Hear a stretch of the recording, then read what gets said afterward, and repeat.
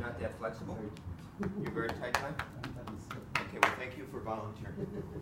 It's good to get some work if you're tight. Okay, so we'll just, since it's tight, we'll start with a few things. Easy stretches. So first thing we'll do is we're just going to loosen the back. So position the arm so that you can come up again. Oh, so good. So again, we're just going to reach across the body and loosen the back. So for a feel for the spine. Now, can you turn your head towards me, please? Feel for the spine, and then we're going to compress across the body. So I'm reaching across the heel of my hand. And let's do this arm this way so it receives the pressure a little bit more. So inhale and exhale.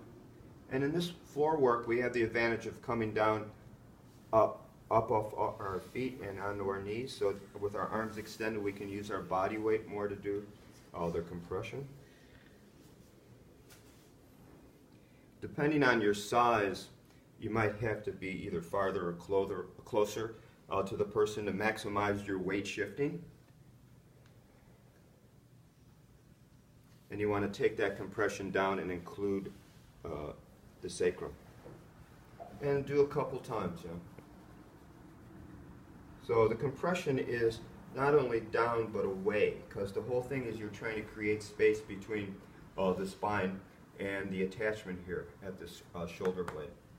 So inhale and exhale. Okay.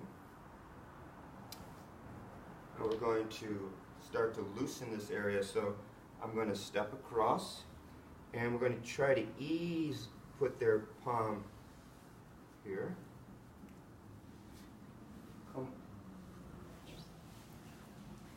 So you can see. So what's your name? Yaron. Yaron?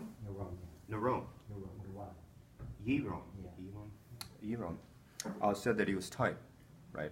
So, and this sort of dictates that. See, see how his scapula is glued onto the back, because there's no opening here. So you can start by just, you okay, bro? Just press down a little bit. Just try to get a little stretch here. You feel a little bit? Right, easy. And then, so it opened up a little bit, so I'm just going to go like that. And now here's his vertebral border of his scapula. And I'm going to use the pads of my thumb. Now I can use my body weight to lean in. Is that okay? Easy, right? So, brace thumb, and I'm working right up against the vertebral border of the scapula. So this was initial opening. And again, see, arms straight, right, just leaning in. And then we want to create a little range of motion. So we're going to take our outside hand and cup the front of the humerus, the shoulder. And we're just going to mobilize back a little bit. And again, it's through my extended arm, so I'm not lifting, I'm just shifting my weight back. It's okay? This is how we talk to one another, scratches and pull.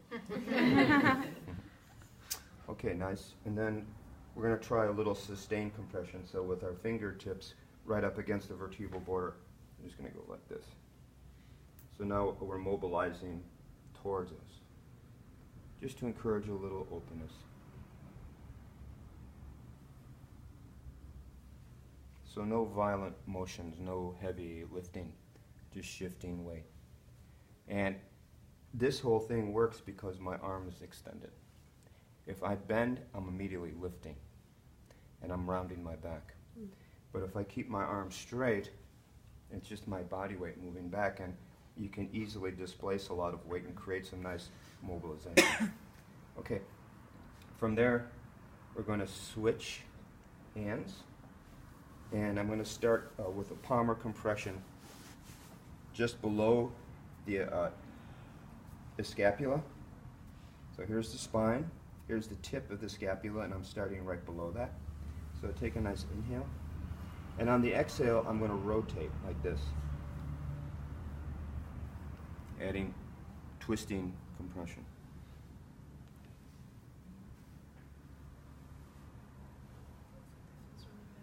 Okay, So the first one is this, right?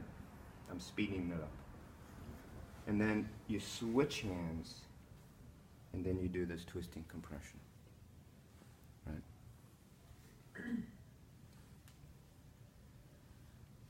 And then you take arm like this, and you come over like this, and you kneel like this.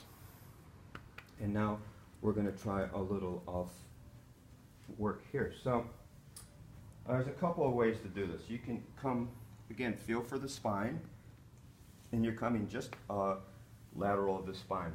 You know this term lamina groove? Yes. Is familiar to you? So that's the space right between the spinous process and the muscle. There's a little valley here. That's lamina groove. This is where you want to make contact. Okay, so you're going to start as high up as you can and just with your arm parallel, just sink right in. So my arm is parallel to the spine, but lateral of the spine, and I'm just sinking in. You're going to take that down to just below the scapula, because our whole focus is just to keep the shoulder loose.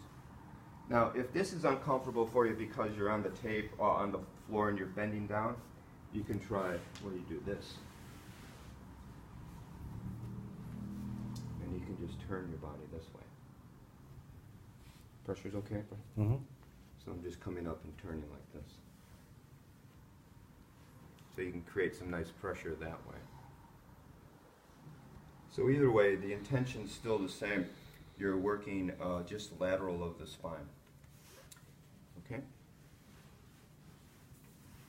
So some nice general loosening. And then we're just going to bring the arm back like this. And we're going to work the teres. Okay?